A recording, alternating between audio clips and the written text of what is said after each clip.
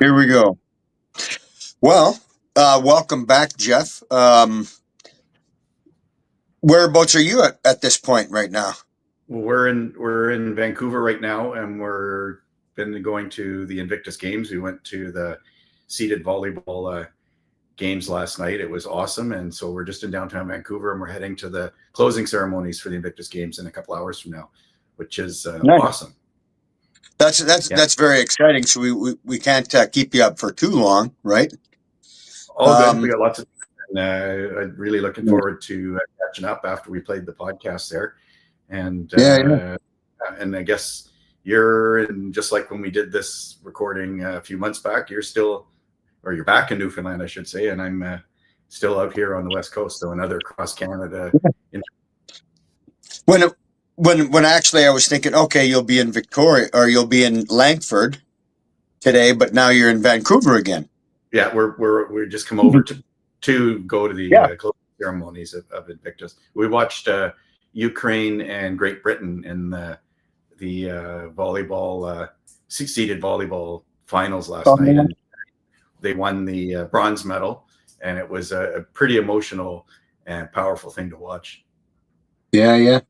I would imagine, right? Because a lot of them, so many people, right? They've gone through so much to be there, and now they're putting their now it's time, and their heart and soul is in it, and must be an incredible feeling, right? I couldn't imagine how it felt for them. Just being in the stands and watching was very emotional, and there were lots of tears. But I have no idea how it would feel for those guys. And the amazing part is they are able to bring their families and their kids and supporters, and they really are treated like the heroes that they are and publicly acknowledged. And I mean, Prince Harry was there handing out medals at this closing ceremony. No way.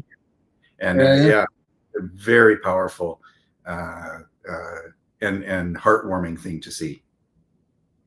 Yeah, well, completely, right? I can't imagine, right?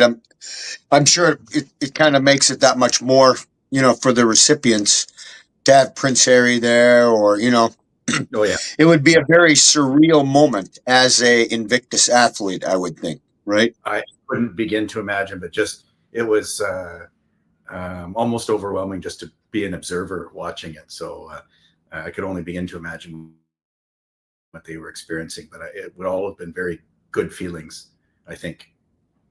Yeah, for sure. And just as a quick note, right now I'm in St. John's, Newfoundland, so I was trying to get further away from you. As far the furthest I can go, like for us to be at the extremes, if I went out to the lighthouse. I'm trying to remember what they call that again, anyways. But that's supposed to be the easternmost point on for Canada. Oh, still not finding it. But anyways, or Sable Island, if you went out there, maybe. Cape Spear. Yeah, Cape Spear. Cape Spear, okay. Would be what they kind of recognize as being the easternmost point. So maybe in a future, when we have some more good information from you that we got to put out, because, so I see a hat sitting beside you. Yeah, that's my. And for some that maybe didn't see the podcast, right? That are just tuning into us live now. Do you want to give us maybe an update? More importantly, sure. Where we're at. Not a huge amount of news. So I'm a candidate applicant right now for the Conservative Party in my riding of Cowichan-Malahat Langford, and they closed the nominations and they're vetting the candidates right now, and the national will determine which candidates are approved. And as soon as that's done, we'll be facing a nomination meeting where the membership will vote which candidate will become the applicant, and we're expecting that in early March. Okay, and so early March will be where you have the meeting, and then people will come out and we'll pick who they wish, right?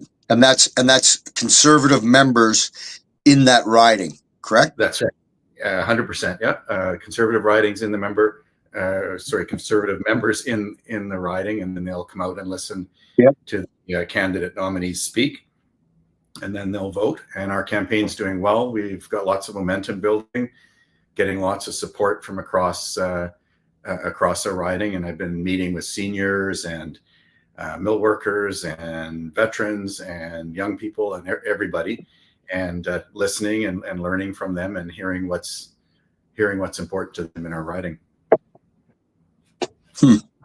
Yeah, for sure. So, like, when will they? Do you know when they'll make the announcement for that meeting? No, I think it should be once they've vetted all the candidates, and there's a fairly lengthy screening process that they go through to make sure that each candidate's appropriate. And then once they announce who's passed screening, then they'll announce the date and time of the nomination meeting. But it has to be before the end of middle of March. Oh, okay. So we're getting down to the last little bit of it, eh? Yeah. The last few weeks, and we're ready to go, and we'll be reaching out to all the members as soon as we have the list, and give them the case for why pick Jeff. Yeah. And how's your campaign manager doing? You know, we're doing well. We're working sorry? hard at it, and we're reaching out to media and to groups across the riding. I've met with some of the local Chamber of Commerce's and some of the seniors, and I've connected with Jim Shockey, who I'm sure you know about him, and he's lending his celebrity and to our as well. And I think I lost you. No, it paused there for a second. Okay. You left off talking about Jim. Yeah, we met with and connected with him, and he's a wonderful guy, super knowledgeable, and just quite the character. And he's decided to help support our team, which is really means a lot to us. Nice. And how's Graham doing? Good. He's no longer with their team. He's pursuing other avenues at the moment, I guess. Okay, nice. Yeah. Well, if you run into him, say hi to him for me. Yeah, for sure. I will. I'll pass on your regards. And the other thing we've been involved with a little bit is we're sponsoring, our family sponsoring the Wounded Warrior Run BC. So I was a runner in 2016 and 2017. And oddly, this year, I'm a little too busy to be running with the team, but we've decided to sponsor them. They're starting their run from the north end of Vancouver Island in a couple of days, and they'll be coming right through our riding on this 1st and 2nd of March. So we'll be out there supporting them as they come along, and their amazing effort to raise funds for Wounded Warrior Canada and some of the great programs that they put on as well. I know you're well aware of some of those options. Yeah. And so that's running from, they're doing the full length of Vancouver Island, correct?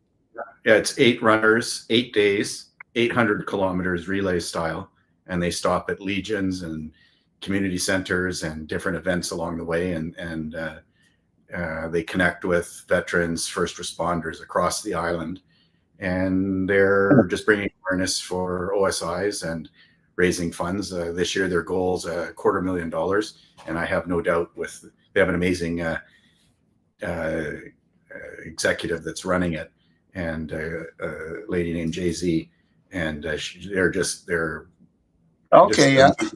fundraising, and they'll make their $250,000 goal this year, which is awesome. Yeah, nice. Isn't she RCMP? Nope, she's Air Force.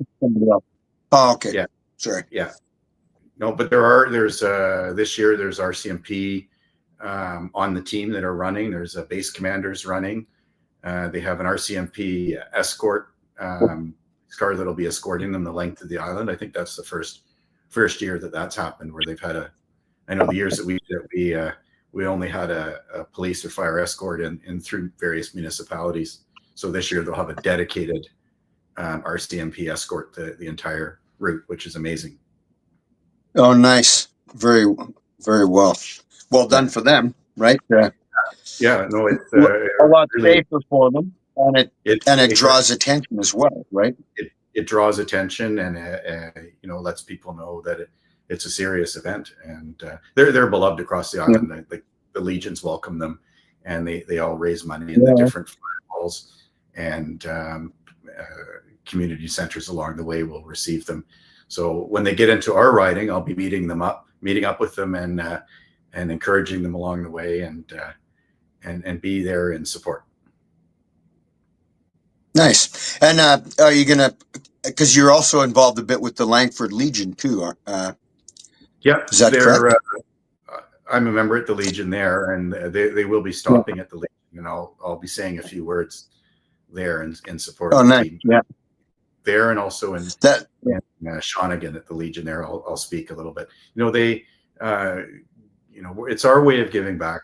Some of their programs have helped our family, and so it's my way of giving back. To say thank you to them for all the work that they've done for veterans, our family included. Yeah, for sure. And they do that every year at the same time, or? Yep, every fall. Since the first year was about 2012 or 2013 that they did it.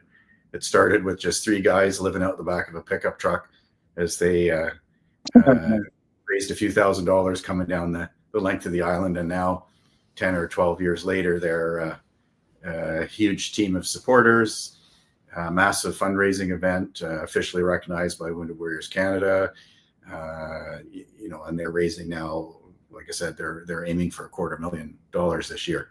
So it's really transformed into a very powerful event. I would say in a short amount of time, like 3 guys back of a pickup truck making a few thousand for it, and then fast forward 10 years and your goal is 250,000, right? Yeah, that shows a lot of people getting behind the mission and supporting it, right? Yeah, absolutely. So they're getting support from police departments, fire departments, the base. I think I heard that when they go through Comox, they're actually going to get to run down the apron on the airfield for the first time, which is a bit of an awesome statement for them to make. And also running on the team this year is one of the original runners. He's a SARTEC, and he's an endurance athlete. And he's actually a few years older than I am, but so he is one of the founding runners, and he's returning and running again this year, which is just heartwarming. Oh no! Yeah. Really. So he's from that area. Sorry, he's from around that area, or he lives on the island. Yeah. Yeah. So that's that's one of the big events going on for us on the island, but the rest of the time I'm out just either knocking on doors or just meeting with people. But more importantly, how are you doing? You're all the way there on the other side of the country, keeping yourself busy, and I hope you're well. Yeah, here in Newfoundland, I had to, settle a few things in the court system with an ex, get it, so that's finally finished with. And, I have a second motorbike again, I have my first motorbike again. So, I'm good there. And I had a little bit of a meltdown after I left the island. Well, I made about a week and a half down the road, and then, ended up in Petawawa, staying at the Quality Inn, and the people there were amazing and really, helped in my recovery. And going to yoga and going to a float tank, infrared sauna, trying to get myself on track. And so I'm kind of fresh back on the road again. So excellent. That sounds very positive. That's the night time to put it this way. Yeah, very positive. Because actually, I was talking about possibly seeing you around the holiday season, because originally I had planned to drive back to Alberta. I had a doctor's appointment. I had something else, and I kind of canceled them and said, you know what, I'm gonna take a little bit longer. So, but yeah, and you know, for your 3 months, it's gotta have been pretty busy, or last We 2.5 months, however it's been. we've been busy uh, with all the campaigning. It's been productive and Yeah. it's gone very well. But you're yes, you're right. Very busy. So it's always good, like you've done, to take a bit of time for yourself. Self care is always Yeah. important, and we are squeezing that Yeah. in a little bit as well. And yeah, yoga is a great thing Yeah. to do. To You know, yeah. Before, when I was in the airborne, I might not have even contemplated yoga, you know, but you know, now in the trying to heal, trying to, get some flexibility back from broken bones or whatever, right? Mhm. It really makes a difference, and I really see the difference in it now. So, and hey, did you catch the opening ceremonies as well? How much of the games have you been able to see? We didn't make it to the opening ceremonies. We had a campaign event that we were running, so we've just come over for Okay, the yeah.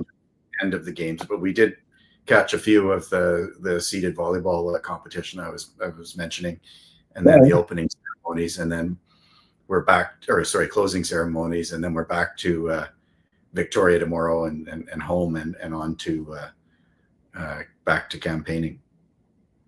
Yeah, because you're down to the last month or so, eh?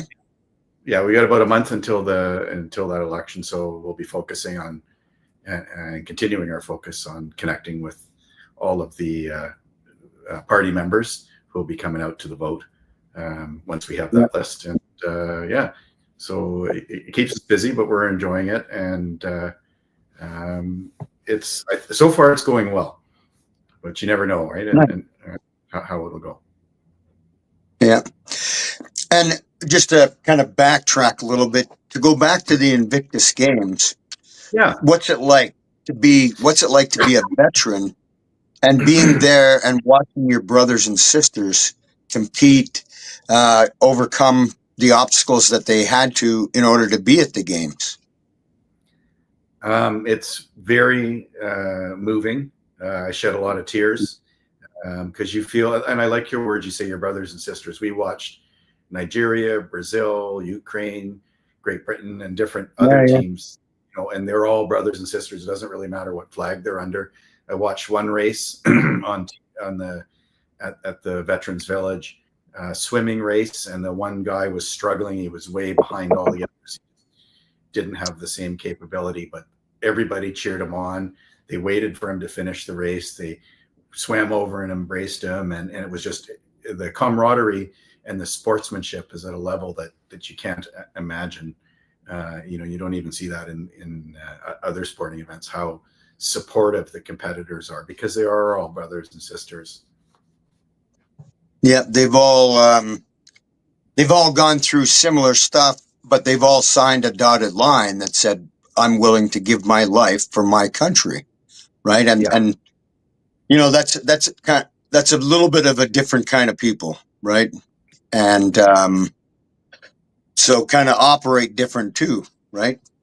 So Yeah. many times veterans don't look for help, right?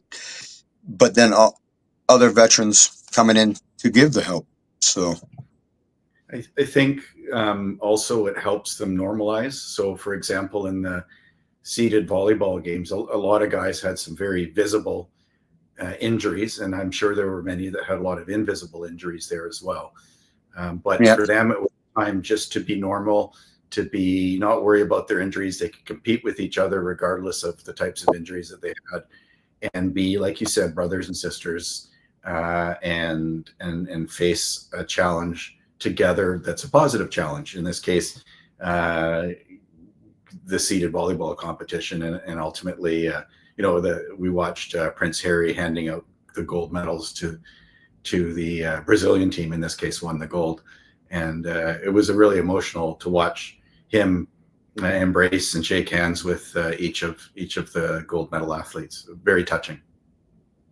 Yeah, and to know that he's a veteran himself, right? Absolutely, yeah, and I'm sure that's why he's doing it. Afghanistan. Yeah, yeah, absolutely. So yeah, it's we're really enjoying it, and it's good to be here and support. Nice. Is it large place, large crowd?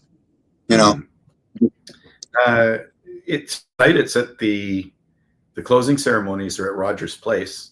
There's a few big name artists will be there, and the Prime Minister will be there. The Prince Harry will be there. A few big bands, Bare Naked Ladies. So it's a pretty serious event. And the opening ceremonies, although we weren't able to go, were at BC Place Stadium. So it's a big event. Yeah, absolutely. Yeah, huge.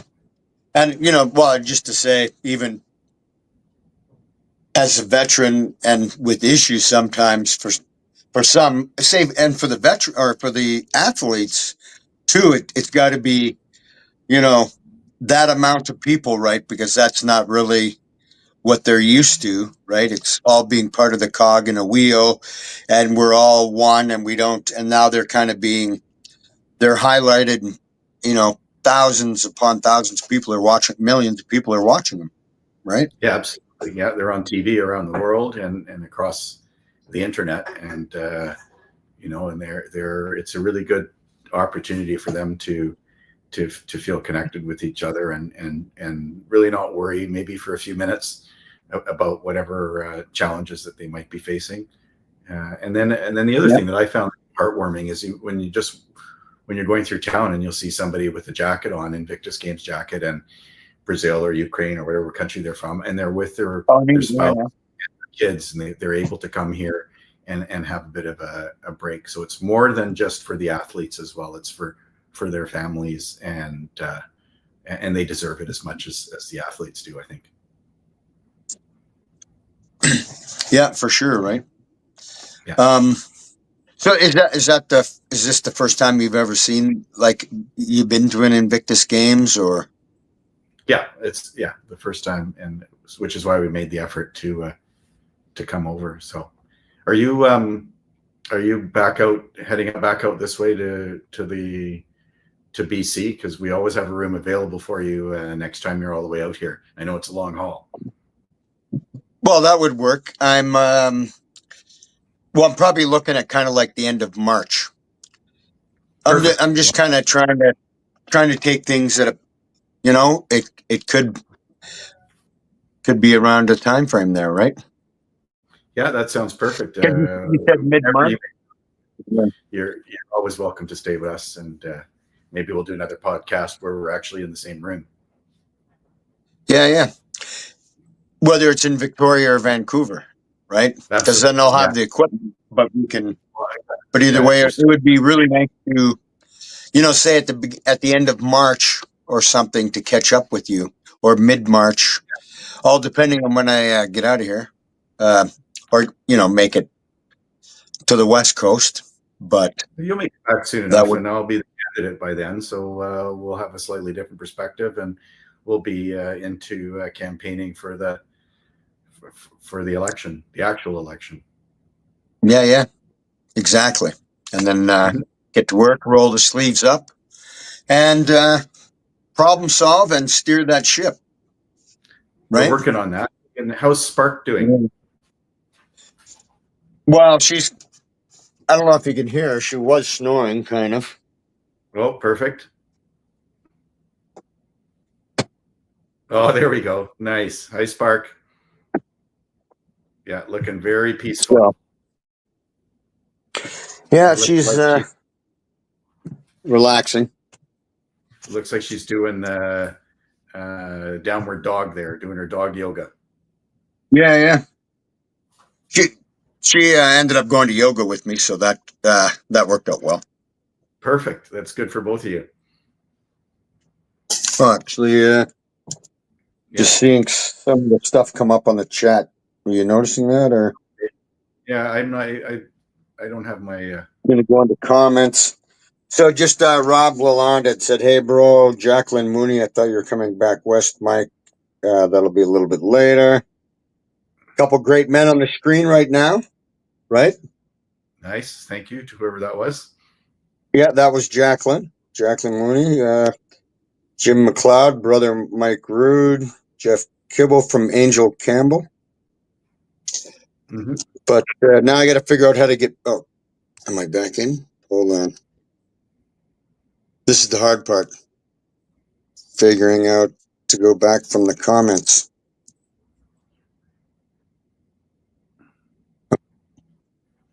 You still there?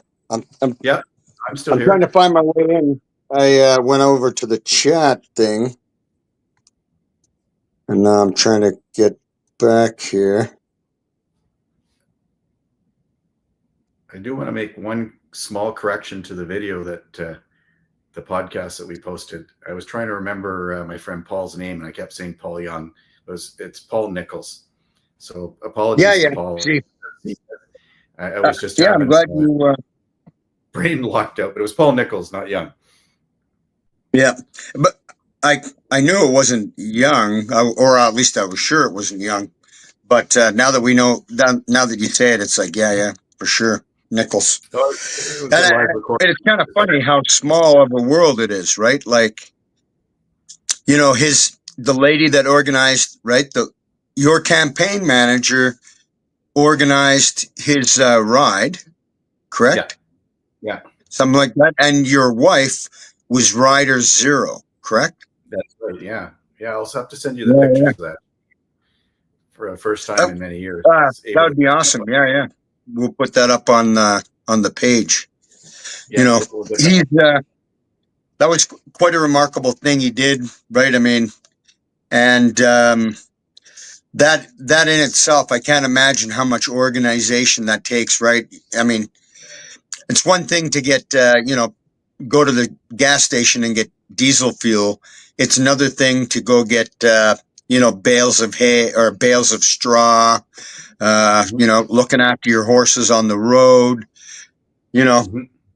It's and they had a bunch of horses, and they had different veterans that they would train up to ride with them each day. So not only was he riding, but they in advance would have to train other veterans to ride horses who could then ride with him. And so they had a camp that they would set up, and they would each day would move along slowly with, it was a huge logistical exercise they did. And it really, he started small. By the time he got across the country, he got bigger and bigger support and momentum and acknowledgement. And he really connected with hundreds of veterans across the country, which was really important. nice. Yeah, he's a fantastic guy, right? Like, and then he had that the forge, right? It was the equine therapy that he was doing. Mm-hmm. So that's right. Yeah. And as we talked again, those people that were in service to others continue to stay in service to others, as you're now currently steering your ship towards, service to others again, right? And then your constituents and trying to look after them and getting them what they need. Yeah, absolutely. I think a lot of people that are serve, whether it's RCMP or in the military, after their career, they have this. They're driven to continue serving in whatever their calling might be, and it's in many, can be in many different ways. But many veterans I come across have this passion to continue serving, as you're doing, as we saw with Paul Nichols has done, and many other veterans. And in my case, I feel compelled to help the people in our riding. We have veterans, but there's lots of other issues. People in our riding they're hurting. We have crime in Duncan, for example. Crime's at 157% above the national average, and that's not right. There was just in the news today, a gentleman, his store was robbed, and he was still in hospital. His son was manning the store for him, and the guys that beat him up were back out on the street within 12 hours. And it doesn't seem right that that's happening. Yeah, the justice system doesn't really seem to be working that well. The rule for that, I mean, in your own personal story that you shared, right, with your daughter. Yeah. Right. And that actually the sentencing for that is coming up at the end of this month. So on the 29th, I think, or 27th, 28th, 27th, I think, of February, the sentencing is coming up for that. Well, I guess he's not the accused anymore. He's the guilty of murder. They're just going to be doing sentencing. So I will be there in support of in support of my daughter, and hopefully the judge comes up with the appropriate punishment. Yeah. Yes. Heart's with you for that. I can't imagine how hard of a road it was for your daughter and for you, trying to help her and everything. And I'm sure it's going to be very difficult come on the 28th and to hear whether it's exactly what you wanted or it's not what you wanted at all. I can't imagine, the highs and lows that you might go through on that day, right?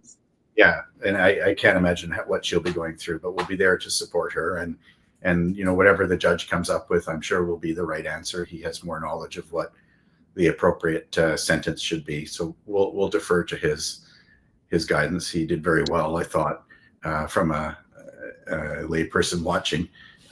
He seemed very fair and just, and so I have no doubt that he will come up with the right decision.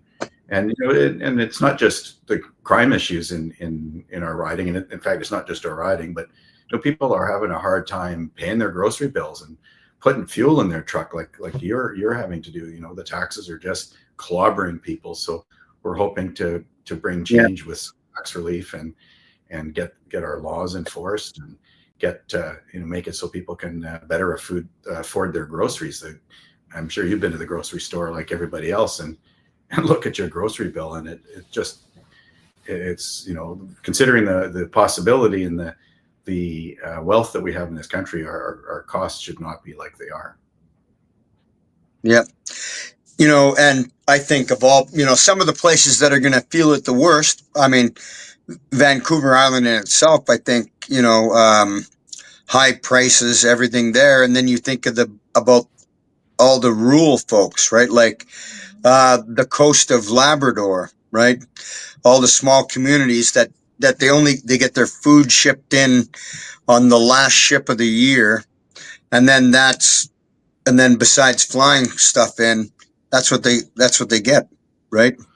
Yeah. And their prices for the north, I mean, aren't even or astronomical, I think, right? Last time I was in Cold Lake, which isn't that remote compared to some communities, the prices there were incredible, and we're in Vancouver Island, we have a fairly solid supply chain to get merchandise over to the island, but there's that added cost because of the extra layer of transport to get stuff there. But it's not rural. Some parts of Canada which really do have challenges getting fresh produce and food and stuff too, and so much of that is coming from other countries that we need to be growing more food in our country. Yeah. Is there much for ag? There's a bit of agriculture on the island, isn't there? And in our riding, Cowichan Valley is very active. There's cattle farms and all kinds of produce is grown. There's lots of farms in Cowichan Valley, and there's struggles to with water. And one of the things that is important to me and for our campaign is to ensure that the farmers that we have in our riding have access to the natural resources that they need. They need access to that water, and they can't have that taken away. so that they can grow the food without the water and the resources they need, Yeah. and the ability to manage their land on their own. We're just not going to have food produced on the island, and we need to produce more food on the island than less. Yeah. But, as a comparison with Newfoundland, and now the weather and everything is a lot different, but I mean, there's not a lot of farms in Newfoundland. No, unlike, like you said, Cowichan Valley and all that area and on the island. So, Yeah, no, we have lots of possibility to grow food, and we need to take advantage of that on the island, and anywhere that we can. We need to be doing that. yeah, for sure. I would agree. And the more that we can source locally, the better off we'll all be, right? Yeah, That way. For access, also for our economy, we need to produce, be it forestry or mining or food production. That's where we're going to generate wealth. So the more we do it ourselves, the better it is for our economy and for our paychecks and just for general health of the country. Yeah. Like all the oil that we have. We need to do that and use it responsibly, but we need to harness and use those resources, including oil, to take advantage of our wealth and our resources and not squander it away. Yeah. Yeah, for sure. Because whatever we spend today can affect tomorrow. Absolutely. Or whatever we use today, right? Yeah. Yeah. So anyway, that's our campaign's going, and I really appreciate you supporting us and filming that podcast that we did a few months ago. And I want to give a quick thank you to Dave, who's doing all the production, and the support he's given me and guidance has been amazing. So big thank you to him, and thank you to you and Spark for giving us the opportunity to connect. And I always enjoy chatting with you, even though we're on opposite sides of the country. Yeah. You might have rain, I have snow. Right? It's a little misty, and we had a few cool, clear days, but right now it's overcast and light rain. Now, are you almost out of the winter season out your direction? I'm not a meteorologist. Are we? It's been warmer in the last few days by a little bit, but we could always. It's still February, so you never know. Especially on Vancouver Island, you could always get another dump of snow or two. And for us, a dump of snow here is a little bit different than maybe in Newfoundland. So they might be chuckling at us, but we could have a whopping 6 or 8 inches possibly. Oh no, yeah. Which would, well, I mean, I lived there once. I was there in time for one snowfall, and I think that one was like 8 or 10 inches, and and then it's all wet snow. Yeah, and almost impossible to shovel, right? Yeah. Very heavy to shovel, and it's very slippery, and it's usually gone in 2 or 3 days. So we could get one more snowfall potentially, but we've turned the corner on the weather, so it's starting to warm up a little bit. Okay, well, that's nice. Then maybe perhaps I'll head that way, because I got to judge it, because Alberta, they could be minus 40 right now, so I'd have to go through that to get to -3 or 0. Yeah. Right. So if I waited and it was minus 20 in Alberta, then it might be plus 10 in exactly. Victoria. Yeah. And driving over the mountains can always be a challenge in the winter too. So you gotta be careful. Yeah. And even that being said, crossing the Malahat can be that way as well. Yeah, the Malahat it can be a challenge. And even in the summer when it's a dark, rainy night, it can be a dodgy road. So we're going to push. Look, the federal government said that they're going to be funding infrastructure projects. So that's one that I will champion, is to get both the Malahat safety improvements on there to make it, because it washed out a few years ago. Oh no way! The Victoria was isolated, and they actually had to put special ferries on to bring groceries and fuel from. Normally it goes through Nanaimo, so they had to run special ferries that just carried groceries and fuel down to Victoria. So we can't afford to lose that road. So we need safety improvements for that road. And the other thing I'm going to champion, of course, is the Island Rail Corridor and get that rapid transit running from the north to south end of our island. And also I'll champion for those infrastructure dollars to get that up and running. And that'll have huge economic and environmental benefit for the island if we can get that up and running finally. Nice. Very cool. It'll be exciting to see, where things go here in the next few months.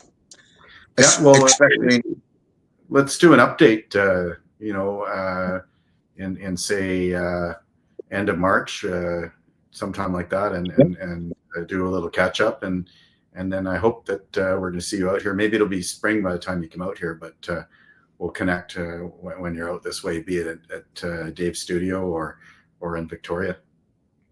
Yeah, would love to. Well, and if you have any, anything else you need to pass on to us, we can put it out for you. And you just talk to Dave. Take care of her. Yeah.